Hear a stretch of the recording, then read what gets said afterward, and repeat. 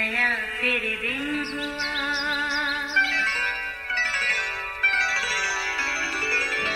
नया फिर दिन हुआ, पुरानी रात का करे सो शुक्र हम खुदा की जात का, खुदा की जात का नया फिर दिन हुआ। आज की आयत। यीशु ने उससे कहा, जो कोई अपना हाथ हल पर रख कर पीछे देखता है वो खुदा की बादशाही के लायक नहीं। लूका 9 बाब 62वीं आयत। अजीजों, काश्तकारी का अमल देखने की हद तक तो दिलचस्प ज़रूर है, मगर हकीकत है कि मेहनत तलब और चैलेंजिंग पेशा है। सब्र और बर्दाश्त के साथ ज़मीन तैयार करने से लेकर फसल गत्थे में जमा करने तक कदम कदम पर मेहनत और मशक्क़त दरकार है।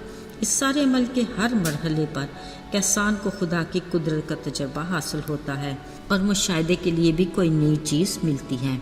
मसलन सख्त ज़मीन को नरम करना, मिट्टी से कंकर निकालना, खेत को बाकायदा शक्ल देना, बेहतर बीज का चुनाव, खाद डालना, वक्त पर बीज बोना, फालतू जड़ी बूटियों को निकालना, आबियारी करना, फसल के तैयार होने तक का इंतज़ार, कटाई, फसल की सफाई और फिर हिफाजत से रखना। इसके साथ साथ अच्छे बुरे मौसम की परवाह किए बगैर इन सारे कामों के लिए होशियार बेदार रहना किसान की जिम्मेदारी में शामिल है, जिसमें रत्ती भर सुस्ती की गुंजाइश नहीं। एक मेहनती और जिम्मेदार किसान जब एक बार अपना हाथ हल पर रख लेता है तो फिर वो पीछे मुड़कर अपना वक्त ज़ाया नहीं करता, बल्कि अपने ट्रैक पर नजरें जुमाए आगे बढ़ता, कामयाबी के साथ अपने टारगेट तक की रसाई की तगदो में रहता है। अजीज़ों, सामने देखना, आगे बढ़ना और मंजिल तक पहुंचना, यही तो बामकसद और कामयाब ज़िंदगी के ज़रूरी असूल हैं। ज़रा ध्यान दें तो इन असूलों की हमारी ज़िंदगी में किस कदर अहमियत है।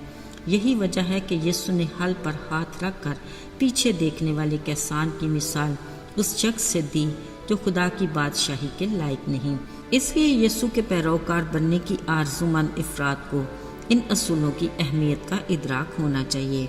उनकी ज़मीनी ज़िंदगी के दौर में बहुत से उनकी शख्सियत से मुतासर होकर उजलत में यीशु के साथ रहने का फैसला करते थे, लेकिन वो उन्हें लफ्ज़ी नहीं बल्कि अमली पैरोकार बनने की हकीकत से आगाह करना चाहते थे। एक बार यूं ही राह चलते किसी ने यीशु से कहा, जहाँ कहीं तू जाएगा मैं तेरे पीछे चलूँगा। यीशु ने जवाब में कहा, लोमड़ियों के बट होते हैं और हवा के परिंदों के घोंसले, मगर इब्ने आदम के लिए सर धरने की जगह नहीं। यानी ये कि अगर एक बार हल पर हाथ रखना है तो फिर पीछे मुड़कर देखने की गुंजाइश नहीं होगी। फिर दूसरे से कहा, मेरे पीछे चल। उसने कहा, आए खुदान, मुझे इजाज़त दे कि पहले जाकर अपने बाप को दफन करूं। यीशु ने उससे कहा, मुर्दों को अपने मुर्दे दफन करने दे, लेकिन तू जाकर खुदा की बादशाही की खबर फैला। मतलब ये कि हल पर हाथ रख लिया, अब पीछे मुड़कर देखना नहीं चाहिए बल्कि आगे बढ़ना चाहिए। यूं ही एक और ने भी कहा, आए खुदावंद, मैं तेरे साथ चलूँगा ज़रूर, मगर पहले मुझे इजाज़त दे कि अपने घर वालों से रुखसत हो आऊँ।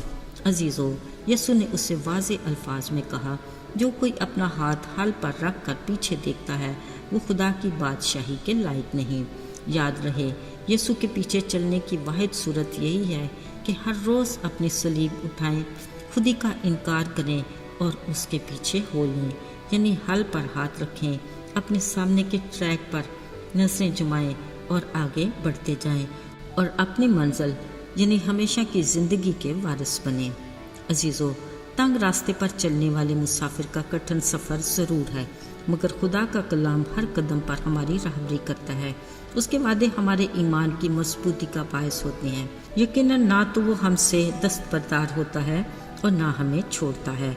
वो हमें ताकत और बर्दाश्त से बढ़कर आजमाइश में नहीं डालता बल्कि निकलने की राह बनाता है। बिलाशुबा खुदा का जिंदा कलाम सरात मुस्तकीम है। जब भी उसने कहा, मेरे आइन और अहकाम से न दाएं मुड़ना और न बाएं, तभी कामयाबी यकीनी है। उसका फरमान है कि हल पर हाथ रख कर पीछे देखने वाला खुदा की बादशाही के लायक नहीं। दुआ है कि खुदा हमें हिकमत दे कि हम दुरुस्त फैसला करें, حق کی راہ پر چلتے ہوئے خدا کی بادشاہی کے لائق بنیں۔ آسمانی باپ ہمارے حق میں ایسا ہی کرے گا۔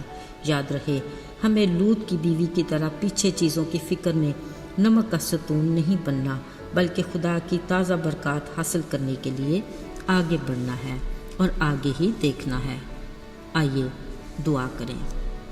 آسمان اور زمین کے خالق اور مالک، زمانوں اور وقتوں پر اختیار رکھنے والے، ہم بڑی فروتنی سے تیرے حضور میں آتے ہیں۔ ہم اپنی کمزوریوں کا اقرار کرتے ہیں۔ تو ہمیں اپنے نام کی قدرت سے زور بخش تاکہ ہم ابلیس کا مقابلہ کر سکیں۔ اے خدا، ہمیں اپنی رفاقت میں رکھ اور توفیق عطا کر کہ ہم تجھ ایمان کے بانی اور کامل کرنے والے یسوع کو تکتے رہیں، تاکہ ہر روز تیری تازہ برکات حاصل کر سکیں۔ یسوع کے بابرکت اور مبارک نام میں آمین۔